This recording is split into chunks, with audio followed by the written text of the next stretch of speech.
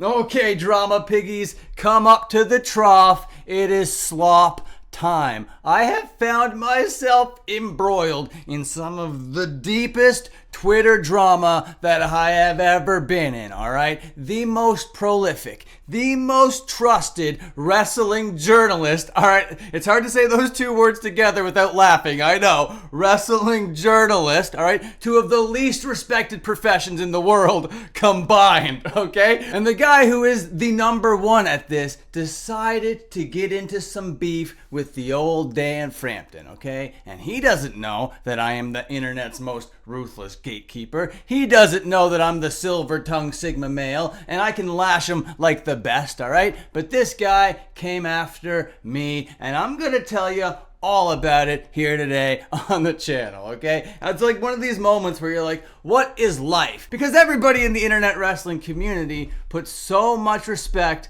on this guy's name, and they should. He does a lot of really hard work, and he's like the most reputable source in all of professional wrestling journalism, okay? But before we get into all of this drama, I'm just going to introduce myself. If it's your first time here, my name is Dan Frampton, all right? I already said it. I am the internet's most ruthless gatekeeper. I am the silver-tongued Sigma male, and I am the tribal chief of Blink-182. Welcome to the YouTube channel. If you want to go ahead and hit that join button and become a member of the secret society, well, that would really make me pretty happy. But if you don't want to go all the way there, you can like, comment, and subscribe, and leave a couple stacks of pancakes down there in the comments if you want. Why am I in a wrestling beef drama on Twitter with Sean Ross Sapp of Fightful.com?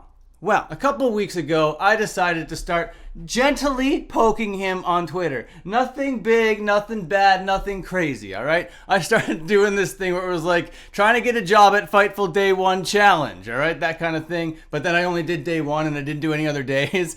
That was kind of the joke, right? And of course, he didn't respond to it. And of course, I wasn't expecting him to because it was a joke for my audience, not necessarily to get his attention or whatever. So it's all good.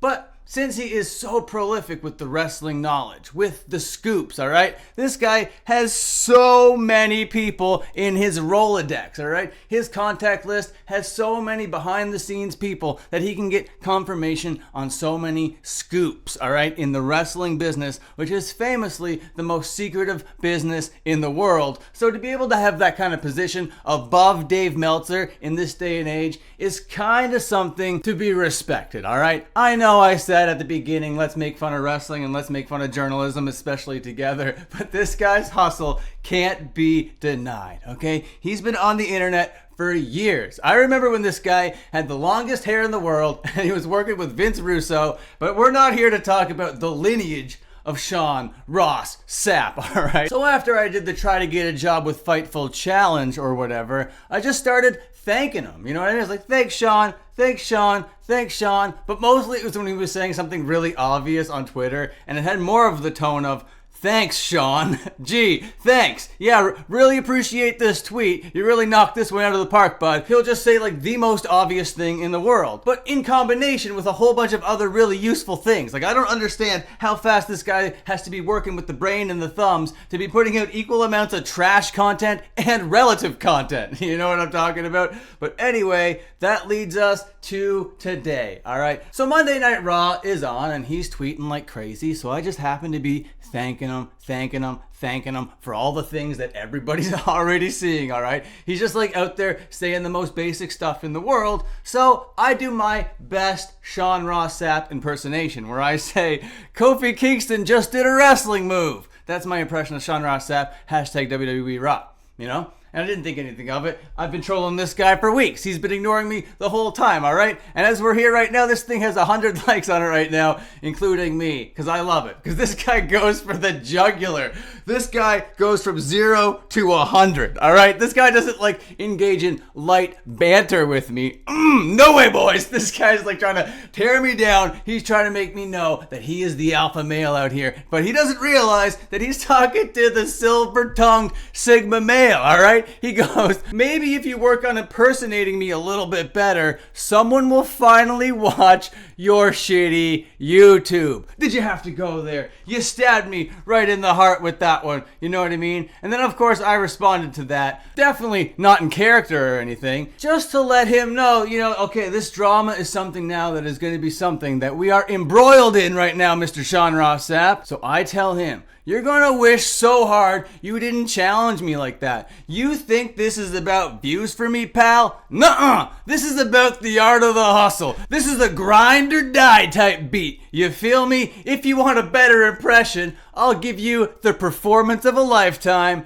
Be right back. Heart emoticon. Alright? So, here we are doing as he requested. Alright? Keep in mind, this guy is initiating this. Maybe if you work on impersonating me a little bit better. So I took the last 10 or 15 minutes to work on my impersonation of you. And basically all it was because I can't squeeze my eyes closer together. And if I could squeeze my eyes closer together, well, maybe then I'll have the best Sean Ross Sapp impersonation of all time. All right. But I couldn't do that. I couldn't come out here looking like a little mutant ninja turtle or whatever. So what I had to do the next best thing, and that was create a little splatter border. All right, look at this thing. I got my little branding here. I got my little splatter going over here. I'm ready to do a post show, everybody. Let's do a post show. Let's get some righteous reg on the line, all right? By the way, I don't know if you know this, Sean Ross Sapp, but I watch all of your stuff. I watch all of your post shows with all of your hosts, all right? I love what you do out here. I think you do the best stuff in the world, but you're out here calling my shitty YouTube shitty just because I'm engaged in some light trolling with you, all right? I just said